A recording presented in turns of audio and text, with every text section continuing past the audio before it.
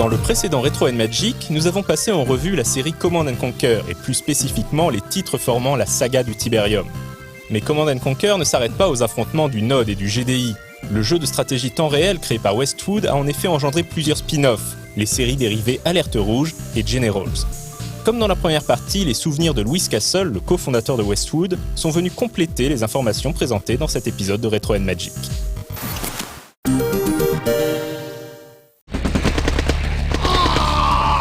Le premier Command & Conquer a rencontré un grand succès, mais a également pris plus de 2 ans à développer.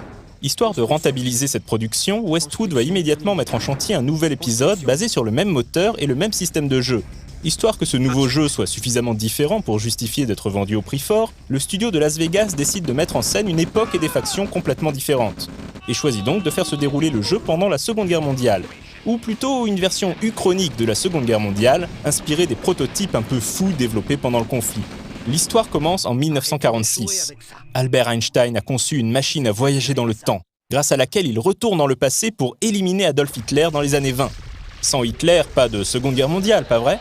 Sauf qu'un tyran en cache un autre. À la tête de l'Union soviétique, Joseph Staline part à la conquête de l'Europe, et seules les forces alliées peuvent lui tenir tête. Le choix de faire que la menace soit soviétique plutôt que germanique était surtout motivé par la nécessité de pouvoir vendre le jeu en Allemagne, pays où Command & Conquer s'était le mieux vendu. Malgré son postulat de départ délirant, quelques touches d'humour caustique et des unités qui frôlaient parfois le diesel punk, comme par exemple les bobines de Tesla utilisées pour garder les bases soviétiques, Alerte Rouge parvenait à garder un ton relativement sérieux tout au long de ces 2 campagnes. Sur Windows, le jeu proposait des graphismes en SVGA assez fins et était l'un des tout premiers jeux à exploiter les bibliothèques DirectX de Microsoft. Impossible également d'oublier le thème principal du jeu composé par Frank Klepacki et nommé Hell March, la marche infernale rythmée par une voix criant en allemand « Die Waffen, legt an !» que l'on peut traduire par « Présentez armes !»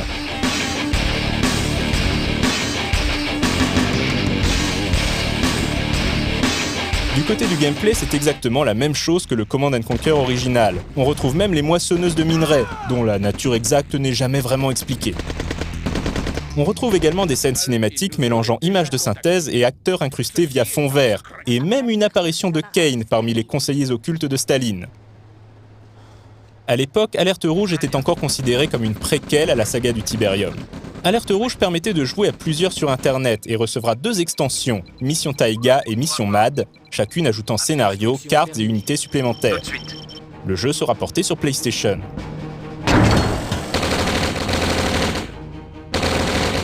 La version PlayStation d'Alerte Rouge connaîtra suffisamment de succès pour justifier la sortie sur la console de Mission Tesla, un disque regroupant les 2 add-ons de la version PC ainsi que des missions inédites et de nouvelles scènes cinématiques.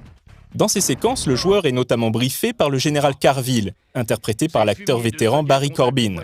Ce personnage réapparaîtra 2 ans plus tard dans Alerte Rouge 2. Il faut retrouver ce convoi. Après la sortie du 2e épisode de Command & Conquer, Westwood voit une bonne opportunité de répéter la même stratégie en réalisant un nouvel épisode d'Alerte Rouge basé sur le moteur et le gameplay de Soleil de Tiberium. Alerte Rouge 2 ne sera pas développé par Westwood Las Vegas, mais par Westwood Pacific, nouvelle incarnation de Virgin Interactive rattachée au groupe Westwood après son rachat par Electronic Arts. Le jeu se déroule cette fois-ci en 1972. Les Alliés ont gagné la guerre et l'Union soviétique est dirigée par Alexandre Romanov, un pantin mis en place par les États-Unis. Mais Yuri, un savant soviétique mégalomane, a d'autres plans. Tel Zorglub avec sa Zorglonde, Yuri a en effet inventé une machine à contrôler les esprits, le dominateur psychique. Plus de référence à Kane ou au Node. Alerte Rouge se déroule désormais dans sa propre continuité, sans lien avec la saga du Tiberium. Ce qui n'empêche pas d'avoir toujours des moissonneuses en charge de récolter du minerai. En dehors des nouveaux graphismes et de nouvelles unités rétro-futuristes, Alerte Rouge 2 apporte également quelques nouvelles idées à la franchise Command & Conquer.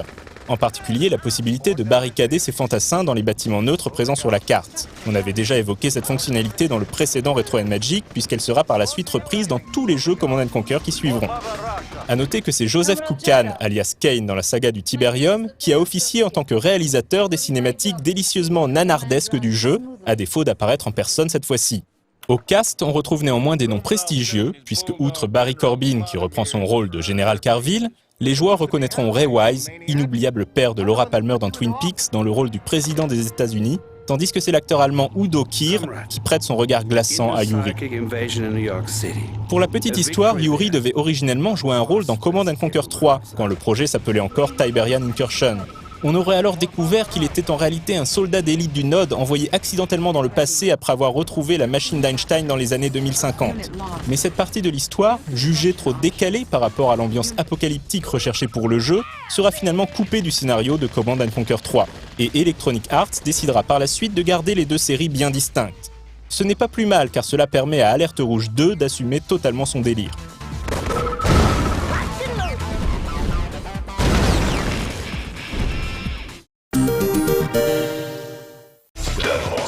Après Alerte Rouge 2, Westwood Pacific, bientôt rebaptisé Electronic Arts Pacific, se voit confier un projet plus ambitieux, un tout nouveau jeu Command & Conquer en 3D, basé sur une version améliorée du moteur d'Empereur La Bataille pour Dune.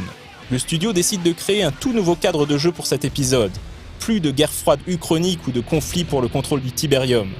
Command & Conquer Generals est davantage ancré dans le monde réel, mettant en scène le conflit opposant les États-Unis, la Chine et l'Armée de Libération Globale ou GLA, une organisation terroriste moyen-orientale ouvertement inspirée d'Al-Qaïda.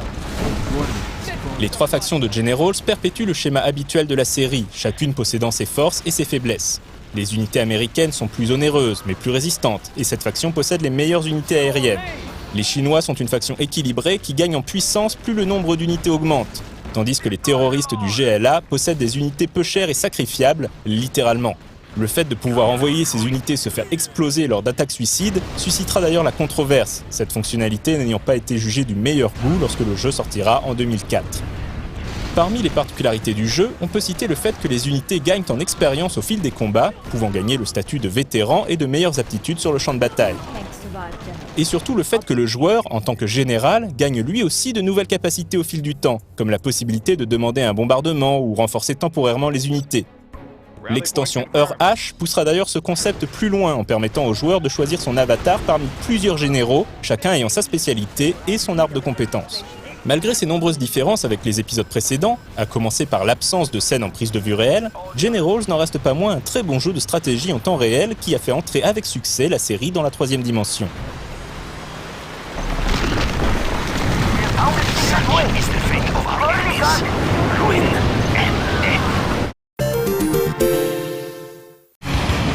C'est devenu une tradition, un an après la sortie de Command & Conquer 3, Electronic Arts propose son pendant délirant avec Alerte Rouge 3. Ce nouvel épisode se déroule cette fois-ci en 1986. L'Union soviétique est à l'agonie, écrasée économiquement et militairement par les Alliés. Mais les Russes ont encore un atout dans leur manche. Ils ont en effet développé leur propre machine à voyager dans le temps. Ils retournent donc dans les années 20 pour tuer Einstein, privant ainsi les Alliés de leur supériorité technologique. De retour dans les années 80, le rapport de force est désormais inversé et l'Union soviétique est à deux doigts de conquérir l'Europe. C'est alors qu'une troisième puissance entre en jeu, l'Empire du Soleil Levant.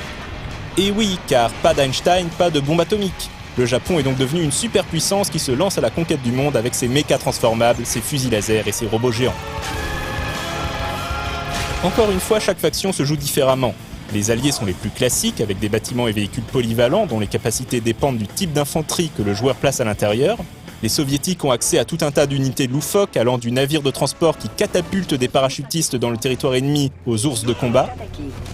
Enfin, l'Empire construit ses bâtiments à l'aide de drones mobiles et ces unités peuvent basculer entre deux formes selon la situation. On retrouve par exemple des avions se transformant en robots de combat façon Macross.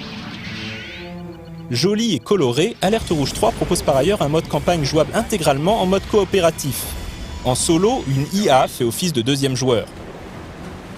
Comme dans Generals, le joueur gagne de nouvelles capacités durant la partie. Satellite supermagnétique paré. Côté cinématique, on retrouve à nouveau un cast prestigieux. Jonathan Pryce et J.K. Simmons pour les Alliés, Tim Curry et Peter Stormare côté soviétique, et George Takei et Kelly Hu pour l'Empire du Soleil Levant. Si les cutscenes assument leur second degré et que les comédiens cabotinent comme jamais, on peut néanmoins regretter que les rôles des personnages féminins se limitent au fanservice, étant vêtus d'uniformes clairement achetés dans des boutiques de costumes pour adultes. Les armées de l'Empire se font de plus en plus pressantes. Alerte Rouge 3 fera l'objet d'une extension en 2009 baptisée La Révolte, qui se démarque en proposant une campagne bonus jouée à la manière d'un hack and slash.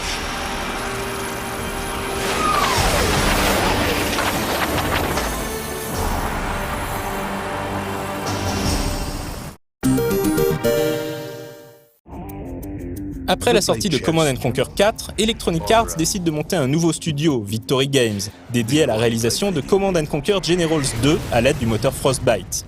Menée par le vétéran John Von Caneghem, créateur entre autres de Might & Magic, l'équipe travaille tout d'abord sur un Command & Conquer classique avec une campagne solo et une histoire complexe. Mais après quelques mois de développement, Electronic Arts change le mandat du projet et demande que le jeu soit au contraire orienté multijoueur online, sans mode solo. Même si le jeu reste dans l'univers de Generals avec les mêmes factions, il est rebaptisé Command & Conquer tout court. En 2013, alors que le jeu est en cours de bêta, il est soudainement annulé à la surprise générale et le studio Victory Games est dissous dans la foulée. La qualité du jeu n'est pas en cause, simplement un nouveau directeur vient d'arriver à la tête d'Electronic Arts et comme souvent dans ce genre de situation, il marque son territoire en annulant tous les projets chers à son prédécesseur, dont Command & Conquer fait partie. Malheureusement, nulle machine temporelle n'est à disposition des fans pour changer le cours de l'histoire et l'avenir de la franchise semble désormais plus qu'incertain.